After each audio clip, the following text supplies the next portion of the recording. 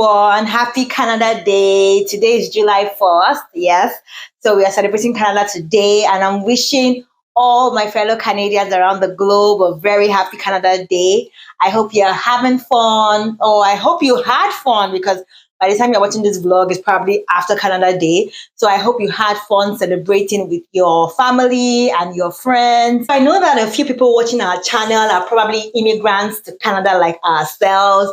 And I know that the immigration journey can come with its own unique challenges. Not typically a walk in the park, but one thing I want to encourage us all with, that is, if you find yourself in that situation, that the Lord is with you in every season and He will prosper you in this land. I want to assure you that even though things are not looking the way you have planned it right now, all things will work together for your good. And I want to quickly read from 2 Chronicles 14, end of 6 says, it was talking about Asa, the king of Judah at the time. It says, no one was at war with him during these years, for the Lord gave him rest. I'm praying for you and your family today that in this land that God has brought you to, the Lord will give you rest in Jesus' name. End of 7 says, the land is still ours because we had sought the Lord our God. We sought him and he has given us rest on every side. And it ends by saying, so they built and they prospered. That is my prayer for you today, that the Lord will bless you on every side. You just do your part.